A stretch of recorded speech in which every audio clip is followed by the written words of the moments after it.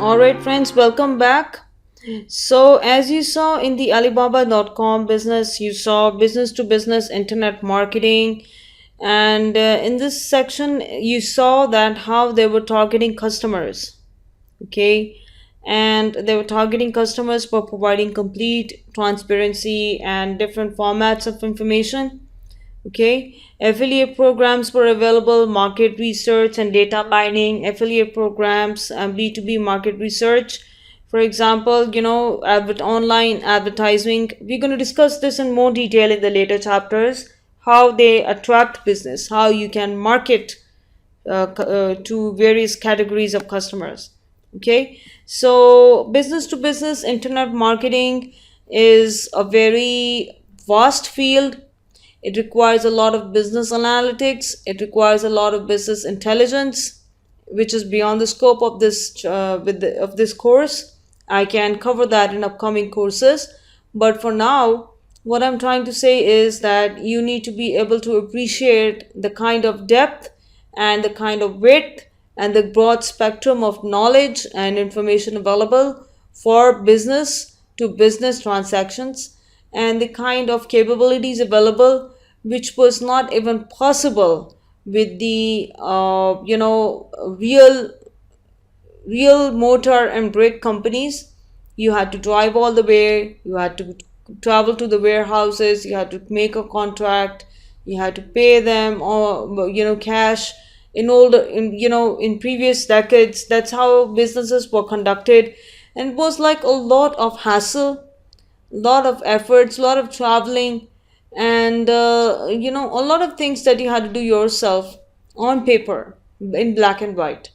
Not anymore. Everything is very 3D, everything is very multimedia influenced, and everything is very with the aid of social media, everything is very popular. So, and everything is right there at your fingertips. So, what kind of managerial issues you would have if you had an electronic commerce business? What kind of managerial issues you would have? Okay, I would touch managerial issues again when I'm doing put your learning to practice. And before I touch managerial issues again, let me go through another page that I have here for an extra reference. Okay, let me stop right here and find that page. Yes, this is the page that I wanted to summarize before I moved any further. What you've learned so far with me and the business to business and e-commerce, we're going to take it one step further, and we're going to try to cover a few more concepts here before I get into managerial issues, because I really want to have enough issues to solve in my scrumptious indulgence business. Okay, so we have concepts, characteristics, and models of business to business e-commerce. The basic types of B2B transactions and activities are sell side, okay, which is Alibaba selling me; buy side, which is me buying from Alibaba; exchanges, the bartering, the bidding, the auctioning, tendering. We're going to talk about that in later chapters. Supply chain improvements and collaborative commerce. Okay, supply chain, which means the kind of logistics businesses that you're contracted with, DHL, UPS, and so forth. And the collaborative commerce, the kind of communication and collaboration available to us as a business, as on the buy side from the sell side. Okay, the basic types of B2B e-marketplaces and services are one-to-many, many-to-one, and private e-marketplaces. Okay, one-to-many, Alibaba and Thomasnet is one-to-many. Many-to-one, which was one of the, if you look at the second video or the first video of this series, you will see that I was trying to find a catalog of all the companies available. Okay, and all the companies available to me, and then fish out the best price from that catalog. And then you have private e-marketplaces, which are costly, but they provide a lot of customization and personalization, which top tier companies look for.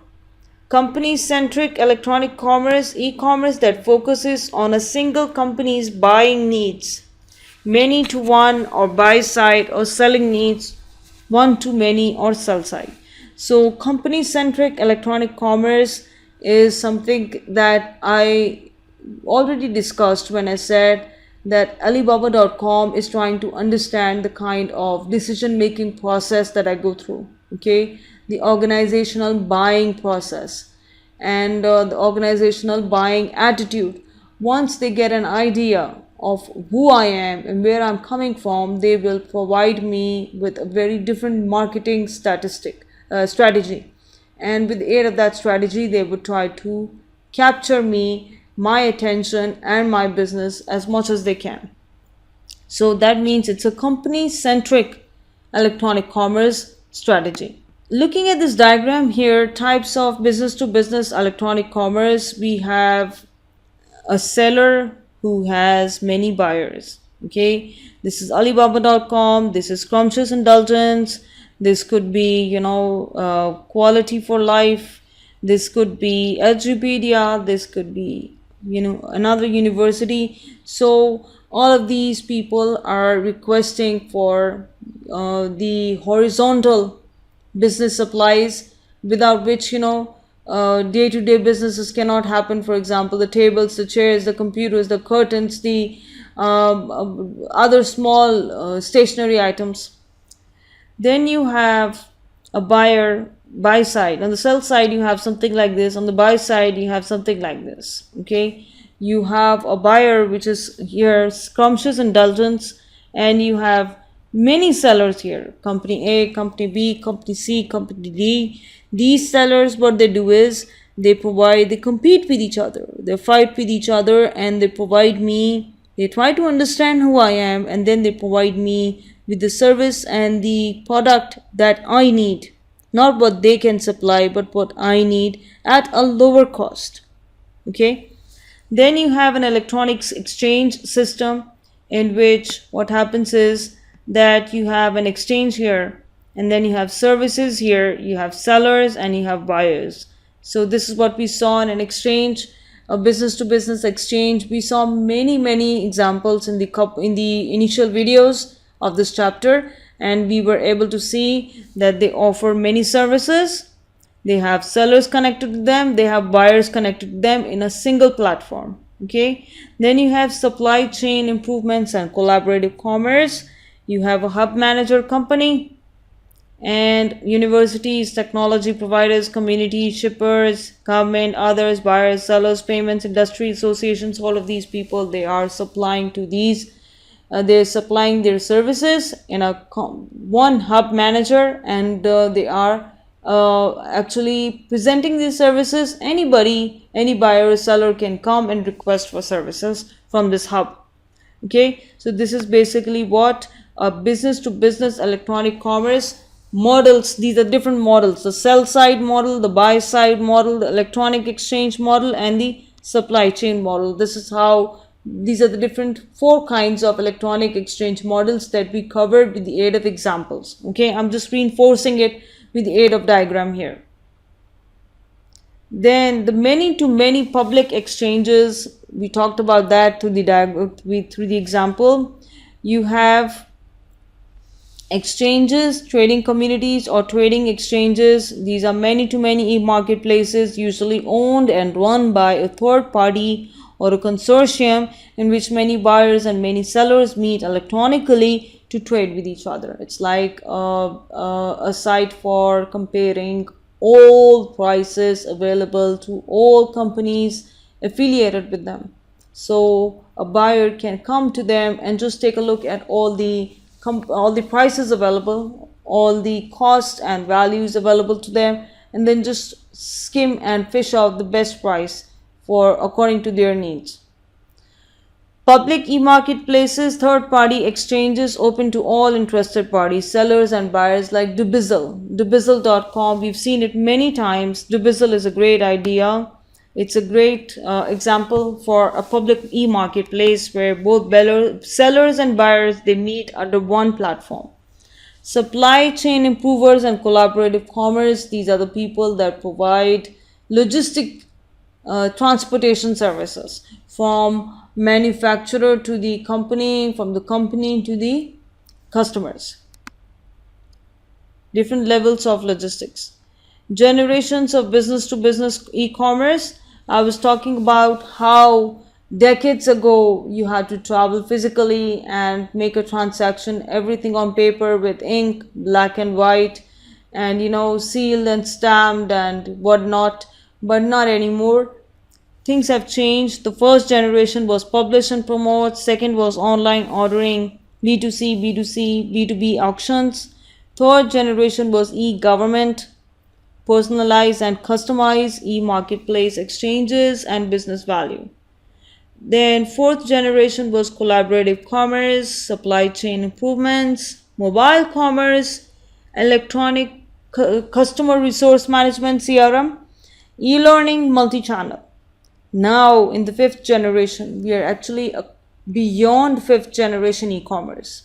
Okay, I need you to appreciate the kind of changes we have undergone over these years. Now the e-commerce scene is dominated by social computing oriented transactions, okay, collaboration with suppliers and buyers, integration, internal external business process management, RFID, that's radio frequency infrared device, available so widely. This is similar to the technology on your phone. The barcode scanner can just scan, the RFID device can just scan the code on your phone and transaction takes place. It could be anything. It could be money exchange, it could be credit exchange, it could be anything. Web services available. Then you have intelligent systems and expert sales systems here, being able to detect the kind of sales that you have made, your behavior, your online buying behavior, you're clicking, your buying purchase behavior, and then they would offer you goods and services according to your habits. So this is the generation of B2B e-commerce. This is how far we have come. Then you have the components of B2B. We've talked about this before, but after explaining with the aid of examples, I'm trying to reinforce it. Intermediaries, retailers, support services, and you have suppliers. These are the four main game players in a B2B. Intermediaries have exchanges, directories, and e-distributors. These are middlemen. This is a common ground for everybody to crash, common ground for everybody to meet.